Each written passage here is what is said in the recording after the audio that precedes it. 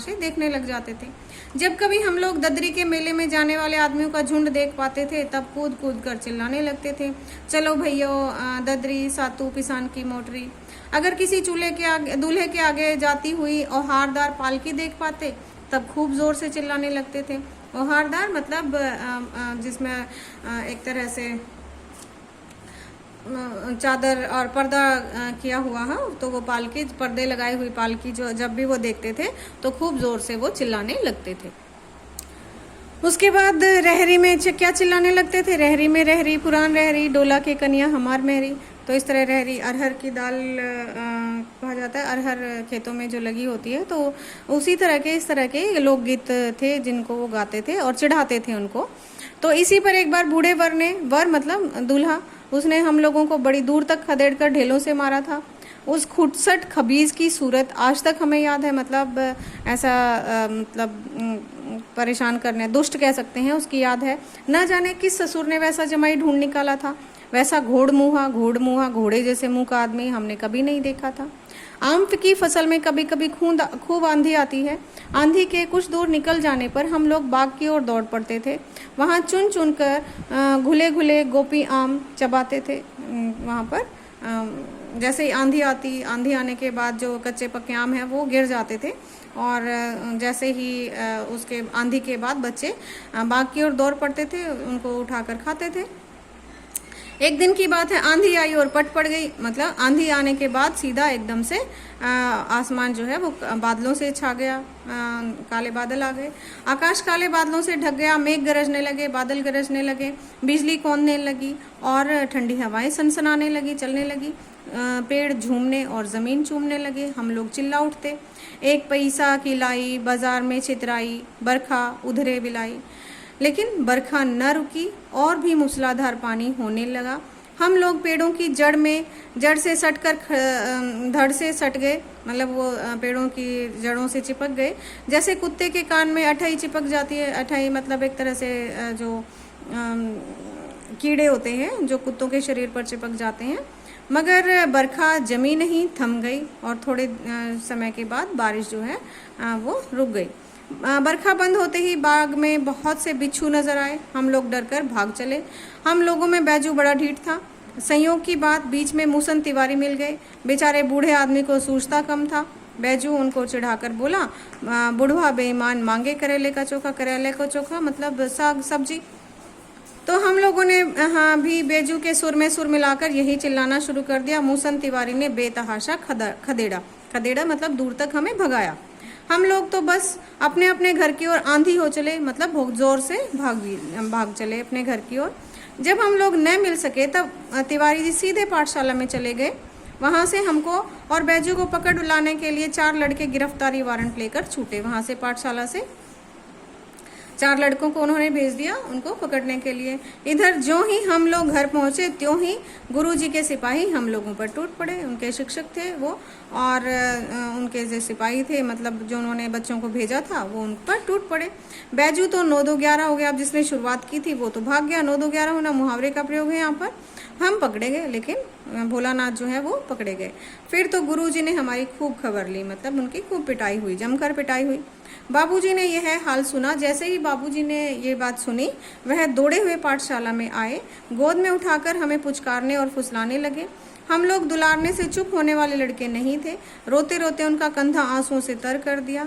वह गुरुजी की चिरोरी करके हमें घर ले गए, मतलब विनती करने लगे गुरुजी की, प्रार्थना करके हमें घर ले गए। रास्ते में फिर हमारे साथी लड़कों का झुंड मिला। वे जोर से नाचते और गाते थे। अब वो जोर से फिर से नाचते और गा रहे थे। माई पकाई गरर गर पुआ, हम खाइब पुआ, न खेलब जुआ। तो इस तरह से बच्चे जैसे ही वो बाहर आए तो उनको फिर से बच्चे दिखाई दिए। फिर क्या था, हमारा रोना धोना भूल गया। अब फिर से वो रोना धोना भूल गए। पहले भी वो सिसकते हुए जब माता ने उनको तेल लगाया था तब भी वो रोना भूल गए थे अपने साथियों को देखकर। तो यहाँ पर भी हम हट करके बाबूजी की गोद से उतर पड़े और लड़कों की मंडली में मिलकर लगे वही तान सुर अलापने। उन्हीं की तरह जैसे वो बच्चे गा रहे थे उसी तरह उन्होंने भी गाना शुरू कर दिया। तब तक सब लड़के सामने वाले मकई के खेत में दौड़ पड़े। उसमें चिड़ियों का झुंड चल रहा था। वे दौड़ दौड़ कर उसे पकड़ने लगे, पर एक भी हाथ ना आई। अब वहाँ पर चिड़ियों का झुंड जो था वो चल रहा था दाना, तो और वो उनको दौड़ दौड़ कर पकड़ने लगे। हम खेत में ऐसे अलग ही खड़े होकर गा रहे थे, राम जी की चिरई, राम जी का खेत, खा लो चिरई भर भर पेट। तो हमसे कुछ दूर बाबूजी और हमारे गांव के कई आदमी खड़े होकर हमारा तमाशा देख रहे थे और यही कहकर हंसते थे कि चिड़िया की जान जाए लड़कों का खिलौना। तो इस तरह से अब बच्चे हैं, बच्चे उनको नहीं पता, उनके लिए तो खेल है। वो बार बार चिड़िया जो खेत में जो दाना चुग रही थी तो उनको वो भगाने में लग रहे थे, तो इससे उनकी जान भी जा सकती थी। तो इस तरह से सचमुच लड़के और बंदर पराई पीर नहीं समझते कि दूसरों का दुख, लड़के जो हैं, लड़के और बंदर दूसरों के दुख को नहीं समझते। एक टीले पर जाकर हम लोग चूहों के बिल में पानी उलीचने लगे, पानी डालने लगे। ऊपर से नीचे, नीचे से ऊपर पानी फेंकना था। हम सब थक गए थे जब तक गणेश जी के चूहे की रक्षा के लिए शिव जी का सांप निकल आया। अब वो तो चूहे के बिल समझकर उसमें पानी डाल रहे थे और जैसे ही कुछ देर बाद वहाँ पर सांप निकल आया उस बिल से। रोते चिल्लाते हम लोग बेतहाशा भाग चले। कोई औंधा गिरा, मतलब कोई उल्टा गिरा, कोई अंटा चेट, कोई किसी का सिर फूटा, किसी के दांत टूटे। एकदम से वो सांप को देखकर सभी डर गए और वहाँ से भागने लगे। किसी के दांत टूटे, सभी गिरते पड़ते भागे। हमारी सारी देह लहूलुहान हो गई। अब गिरने पड़ने से जो है चोट लग गई। पैरों के तलवे कांटों से छलनी हो गए। अब डर के वजह से भागने के कारण जो पैरों के तलवे थे वो वहाँ पर भी जो है कांटे लग गए और कांटों की वजह से वो पैर भी छलनी हो गए। अब हम एक सुर में दौड़े हुए आए और घर में घुस गए। अब जैसे ही छलनी पैरों के साथ वो भागे हुए आए, उन्होंने आव देखा ना था, वहाँ से भाग लिए डर के मारे। तो उस समय बाबूजी बैठक के ओसारे में बैठकर हुक्का गुड़गुड़ा रहे थे। ओसारा मतलब बरामदे में बैठकर वहाँ पर हुक्का गुड़गुड़ा रहे थे। उन्होंने हमें बहुत पुकारा, पर उनकी अनसुनी करके हम दौड़ते हुए मैया के पास ही चले गए। उन्होंने भोलानाथ को काफ़ी बार पुकारा, लेकिन उन्होंने एक बार भी जो है अपने पिता की बात नहीं सुनी और भागते हुए मैया के पास, अपनी माता के पास चले गए। जाकर उसी की गोद में शरण ली। मैया चावल अमनिया कर रही थी, मतलब चावल साफ कर रही थी। हम उसी के आंचल में जाकर छिप गए। वहाँ अंचल था, यहाँ पर आंचल, यहाँ पर उनके जो आंचल पल्लू जो है उसके में छिप गए। हमें डर से कांपते देखकर वह जोर से रो पड़ी और सब काम छोड़ बैठी। और जैसे ही उनको रोता हुआ देखा माँ ने, तो उन्होंने अपने सारे काम छोड़कर जोर से जो कांपने लगी उसे और उन्होंने उसको पकड़ लिया। अधीर होकर हमारे भय के कारण पूछने लगी। अधीर मतलब धैर्य खो दिया उन्होंने भी भोलानाथ को देखकर और उसके डरने का कारण पूछने लगी। कभी हमें अंग भरकर दबाती, मतलब हमारे हाथ पैरों को दबाती, कभी हमारे अंगों को अपने आंचल में से पहुँचकर वो हमें चूम लेती, अपने पल्लू से हमारे अंगों को पहुँचती और हमें चूम लेती। बड़े संकट में पड़ गई। अब वो माँ भी एकदम से दुखी हो गई बच्चे को दुखी देखकर। झटपट हल्दी पीसकर हमारे घाव में थोपी गई, हल्दी पीसकर लगाई गई। घर में कोहराम मच गया। हम केवल धीमे सुर से माँ सा करते हुए मैया के आंचल में लुके जाते थे, उनके आंचल में छिप जाते थे। सारा शरीर थर थर काँप रहा था, रोंगटे खड़े हो गए थे। हम आंखें खोलना चाहते थे पर वे खुलती नहीं थी।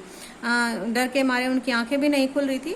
हमारे कांपते हुए होठों को मैया बार बार निहार कर रोती और बड़े लाड से हमें गले लगा लेती थी। मैया बार बार जो है उनको गले लगा लेती थी। इसी समय बाबूजी दौड़े आए, आकर झट हमें मैया की गोद से अपनी गोद में लेने लगे। पर हमने मैया के आंचल की प्रेम और शांति के चंदोवे की छाया न छोड़ी। अब बाबूजी दौड़े हुए आए थे, लेकिन उन्होंने माँ की गोद से भोलानाथ को लेने की कोशिश भी की, लेकिन भोलानाथ ने अपनी माँ के जो आंचल की जो छाया है, चंदोवा मतलब उनके जो चुन्नी थी, जो आंचल था, उसकी छाया उन्होंने नहीं छोड़ी।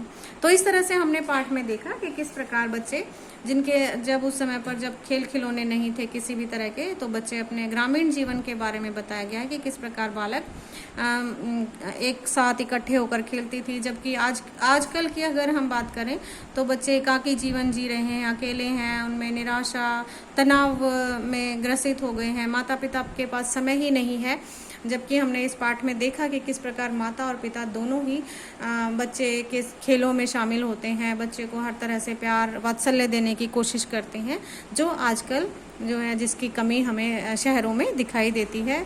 माता पिता के पास बच्चों के लिए समय नहीं है, उनके विकास के लिए, जो बहुत ज़रूरी है।